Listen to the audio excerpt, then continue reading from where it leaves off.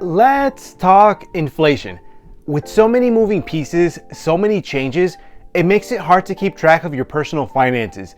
And while you may be like me, as someone who tracks, documents, and plans exactly how their money will be utilized, one thing that varies is the rate of inflation. While over the last 30 years, inflation has mostly stayed within the 2 to 3% range, with a few outliers, it has mostly been steady. I'll provide a further explanation of what inflation is, how the pandemic has impacted the supply chain, how the war between Russia and Ukraine is impacting the cost of goods, and how inflation has impacted the US and other countries throughout the years. But before jumping into it, if you enjoy finance-related content, I would truly appreciate your support by hitting the like button, subscribing, and hitting the notification bell as well. Let's jump right into it. It's important to have a better understanding of what inflation actually is. In basic terms, it's when there's a general increase in prices and the fall in the purchasing value of money. In other words, it's the rate in which the value of money declines. We typically see the purchasing power decrease over a few years. For example, growing up as a kid in the 90s, I was able to purchase a small bag of chips for 25 cents. Today, the similar sized bag would cost 59 cents, or you'd be able to pick up 2 for $1 if you're lucky. In a perfect world, people's pay would keep up with the inflation. Unfortunately, this isn't always the case. In some cases, we've seen the cost of goods increase with people's purchasing power staying stagnant or decreasing. In many ways, the recent wave of nearly 8% inflation was inevitable, with the Federal Reserve introducing so much money into a struggling economy, Stimulus Check 1 and Stimulus Check 2, not to mention the decrease in government revenue due to the pandemic shutdown. In reality, it was a tough 2 years, and we'll all have our opinions on could've, should've, would've, and how this would have an indirect impact on other areas within our economy, such as how the pandemic shutdown affected the supply chain, or better yet, why a used car suddenly cost $28,000 or 28% higher than just 18 months ago. At first, people stopped buying cars, so the auto industry responded by building fewer cars. Building fewer cars meant parts that are outsourced no longer needed to be made. And since they didn't need to be made, third-party companies reduced their production. You can start to see the cause and effect here, as the decision is now impacting consumers because demand has increased and the supply chain has struggled to keep up. Hence, this rare occasion where we see used car prices actually increasing more than your savings account interest rate. That was just a joke. This wasn't the only thing impacted. One of the first signs of a squeezed supply chain was the rising cost of lumber. And unfortunately, or fortunately for me, depending on how you see it, I picked up the hobby of woodworking in 2020. This photo provides the perfect illustration of the differences in your purchasing power within an 18-month span. Prices have decreased since their peak in 2021, yet they're still higher than pre-pandemic prices. And while lumber and building prices may only have impacted a small portion of the population, the rising cost of food is something that we all have to face. According to the UN, food prices globally have increased 20%. Here in the US, prices are 10% higher than they were just last year. On top of that, there's a labor shortage or a good job shortage. While many employers shifted to a staggered work schedule, many workers lost their job due to the pandemic restrictions, further decreasing the total US workforce. Fewer workers led to fewer goods lead to shortages.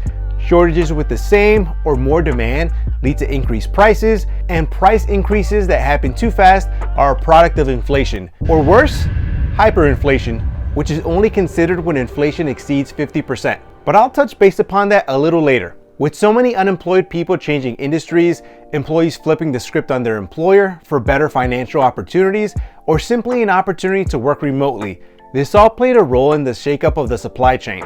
Now, unfortunately, there was another curveball which leads us to the Russia and Ukraine war. I will admit, I don't fully understand the situation, but anytime war starts, it's important to recognize the seriousness of the situation. The US has responded by imposing sanctions on Russia, which means that gas prices will continue to stay high. This also includes the increase in price of precious metals, as these are imports we now have to source elsewhere. Additionally, the lesser-known indirect effect of the sanctions further driving up the food cost. See, Russia produces a high volume of fertilizer at a cheap rate globally. Without that cheap source of fertilizer to grow crops, farmers have to find it elsewhere at a more expensive price, or they simply produce less crops, passing the cost to the consumer. The war also impacts the stock market. See, the stock market is sensitive to uncertainty, especially geopolitical risk.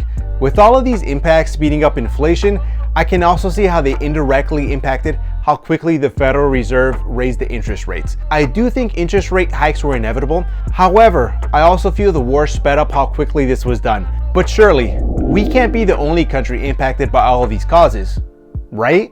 Of the G20 countries, both Argentina and Turkey are suffering from hyperinflation, which are both over 55%. One of the worst cases of hyperinflation we've ever witnessed in history is in Zimbabwe. In 2006, it started overprinting money to repay their loan from the International Monetary Fund and to pay its public employees. And while there are many factors that played into their story, government policies along with supply chain shortages played the largest roles. In fact, the rate of hyperinflation hit the highest in 2008 at 78 billion percent. For the record, this was the second highest rate of inflation ever. And while rates have decreased, it currently stands at the 30% mark. So there are some signs of recovery. And while it's easy to say, at least it's not happening here, or it will never happen in the States, it is within the realm of possibility. But has any country truly overcome inflation to be a powerhouse? Take for example Germany after World War I. They suffered through hyperinflation between 1921 and 1923. In 1914, the exchange rate of the German mark to the American dollar was 4.2 to 1. In other words, for every US dollar, you would have received a little over 4 German marks. Fast forward 9 years later, it was 4.2 trillion to 1. To stop this hyperinflation, the old currency was scrapped and the Renten mark was introduced, which made Germany money worth something again. As far as where we stand in the US, here are my thoughts. The Federal Reserve is expected to raise interest rates 6 additional times this year, except this upcoming rate hike is expected to be twice as much as the previous hike from earlier this year. If I were to guess how long inflation will stay above the 3% mark, I would anticipate it to be over this mark at least 18 to 24 months, as there is a lag within government policy and it actually having an immediate impact. Over the course of the past 6 to 12 months, there's been more and more employees returning to the office after working remotely for a year, and many corporations want their workers back in the office.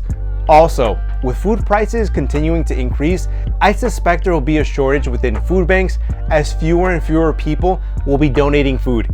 It's only inevitable that the rising cost of goods will lead to workers wanting and needing a higher dollar figure to be able to keep up with the rising costs. Only time will tell when we'll reach the tipping point. But for now, I'd expect interest rates, food prices, and possibly even homes to continue to rise in cost. Now, with that being said, thank you for watching. I'd love to hear your thoughts in the comment section below. Feel free to add me on Instagram as well, where I post short form content. Thanks again for watching. Take care.